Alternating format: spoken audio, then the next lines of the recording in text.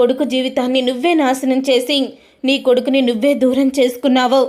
నా కుటుంబం మధ్య ఉండాలని నాకు ఉంటుందమ్మా, కానీ నువ్వు ప్రతిరోజు కూడా ఇలా సూటిపోటి మాటలతో నా భార్యని అవమానిస్తూ ఉంటే తను ఎంత బాధపడుతుందో నాకు తెలుసు. కావ్య కన్నా, కావ్య వదిన కన్నా, స్వప్న కన్నా తనకి ఎక్కువ పౌరుషం ఉంటుంది. కేవలం ఆ పౌరుషాన్నంతా కూడా నా కోసం తను అణిచి పెట్టుకొని ఉంటుంది. ఎదురు తిరిగి మాట్లాడడం లేదో, తను ఎదురు తిరిగి మాట్లాడితే అసలు నువ్వు మాట్లాడటానికి కూడా సరిపోవు, తను అంత రఫ్ అండ్ టఫ్గా మాట్లాడుతుంది అని అంటూ ఉంటాడు. కళ్యాణ్ అయితే అప్పుడే ఇక ధాన్యలక్ష్మి అయితే, అంటే నా మాట విననంటావు, నువ్వు ఇంటికి రానంటావు అని అనంగాలే, లేదు వెళ్ళమ్మ ఇక్కడి నుంచి, ఇంకోసారి నా గుమ్మంలోకి రావద్దు, నా భార్యని అవమానించడానికి నువ్వు నా గుమ్మంలోకి వస్తానంటే అసలు ఈ కొడుకు ఉన్నాడు అన్న సంగతి నువ్వు మర్చిపో అని కళ్యాణ్ అయితే ధాన్యలక్ష్మికి దిమ్మ తిరిగే షాక్ ఇచ్చేస్తాడు. ఇక అలా అప్పు పోలీస్ కోచింగ్ చదువుకుంటూ ఉండగానే తను తల్లి కూడా అవుతుంది, తను ప్రెగ్నెంట్ అవుతుంది. అలా తను ప్రెగ్నెంట్ అయిన తర్వాత అప్పుడే కళ్యాణ్ అయితే కావ్యకి ఫోన్ చేస్తాడు. వదిన, అప్పు ప్రెగ్నెంట్ వదిన అని అంటూ ఉంటాడు. అది విని కావ్య అయితే ఎంతో సంతోషపడుతూ ఇక అందరికీ కూడా స్వీట్లు పంచుతూ ఉంటుంది.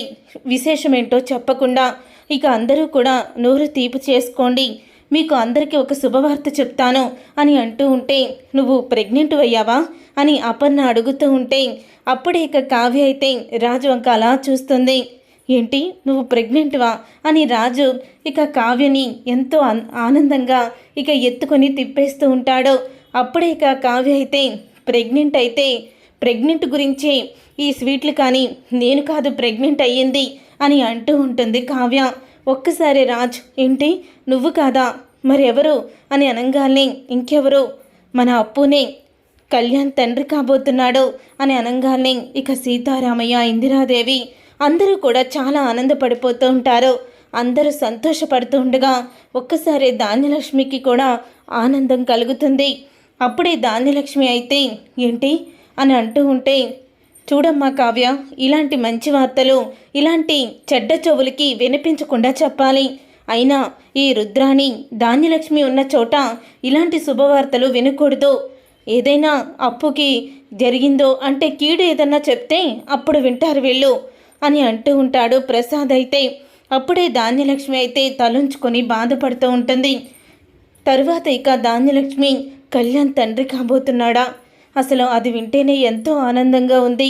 కళ్యాణ్ విషయంలో నేను ఏదన్నా తప్పు చేశానా అని అనుకుంటూ ఉంటుంది.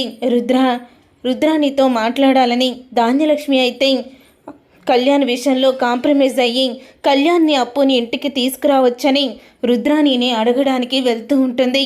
అప్పుడే ఇక రుద్రాణి అయితే ఫోన్లో మాట్లాడుతూ ఉంటుంది అనామికతో. అనామిక, నువ్వు చేయలేని పని ఆ అప్పు చేసింది తెలుసా? అప్పు, కళ్యాణ్ ఇద్దరు బయటికి వెళ్ళి ఎంత హ్యాపీగా ఉన్నారో నీకు తెలుసా? ఇప్పుడు అప్పు ప్రెగ్నెంట్ అంట, ఈ ఇంటికి ఆ త్వరలోనే వారసుడిని ఇవ్వబోతుంది అని అంటూ ఉంటుంది రుద్రాణి. కానీ మనమిద్దరం కూడా ధాన్యలక్ష్మికి లేనిపోని అన్నీ చెప్పి దాని మనసు మార్చేశాము. ఇప్పటి వరకు కూడా ధాన్యలక్ష్మి మన మాట విని ఇంట్లో వాళ్ళందరినీ కూడా ఎదిరిస్తూ వస్తుంది. కళ్యాణ్ బయటికి వెళ్ళిపోయాళ్లే, ఆస్తి నా కొడుక్కే వస్తుందని నేను అనుకున్నాను. కానీ ఇప్పుడు కొత్తగా వారసుడు వస్తున్నాడు. ఈ వారసుడు వంక పెట్టుకొని వాళ్ళ ఇంట్లోకి రావడానికి ప్రయత్నిస్తారు. అంతకన్నా ముందుగానే నేనే అప్పు కడుపుని తీయించేస్తాను, అప్పు కడుపు పోయేలా చేస్తాను అని రుద్రాణి చెప్తూ ఉంటుంది. దీనికి నీ సహాయం కూడా కావాలి. ఈ ధాన్యలక్ష్మి చేత్తోనే ఆ పని కూడా కానిచ్చేస్తాను. సలహా మందవుతుంది, మనం మంచోళం అవుతాము, ధాన్యలక్ష్మి మన విషయంలో బలైపోతుంది అని అంటూ ఉంటుంది రుద్రాణి. అయితే రుద్రాణి విషయం తెలుసుకొని ధాన్యలక్ష్మి ఒక్కసారే షాక్ అయిపోతూ ఉంటుంది. ఇన్ని రోజులు ఈ రుద్రాణి మాటలు విని నేను ఎంత తప్పు చేశానో అర్థమయ్యింది. లేదు, ఇక మీద ఇలా జరగడానికి వీల్లేదు అని అనుకుంటూ ఇక ధాన్యలక్ష్మి అయితే కళ్యాణ్ అప్పుల దగ్గరికి వెళ్తుంది. కళ్యాణ్ అప్పుల దగ్గరికి వెళ్ళి ఇక ధాన్యలక్ష్మి వాళ్ళిద్దరిని క్షమాపణ అడిగి ఇంటికైతే తీసుకొస్తుంది. ఎప్పుడైతే ధాన్యలక్ష్మి కళ్యాణ్ అప్పుని కోడలుగా ఒప్పుకొని ఇంటికి తీసుకొచ్చిందో ఇక దాంతో రుద్రాణి అయితే షాక్ అయిపోతూ ఉంటుంది. కుటుంబం మొత్తం కూడా చాలా ఆనందపడుతూ ఉంటారు. చూసారుగా ఫ్రెండ్స్, రాబోయే కథలో ఖచ్చితంగా ఇలాగే జరగబోతుంది. మరి ఇలాగే జరగాలని మీరైతే కోరుకుంటున్నారా? అయితే వీడియోని తప్పకుండా లైక్ చేసి ఛానల్ని సబ్స్క్రైబ్ చేసుకొని పక్కనే ఉన్న గంట సింబల్పై ఆల్ అని క్లిక్ చేయండి. అప్పుడే మేము పెట్టే ప్రతి వీడియో మీరు మిస్ కాకుండా చూసేవచ్చు.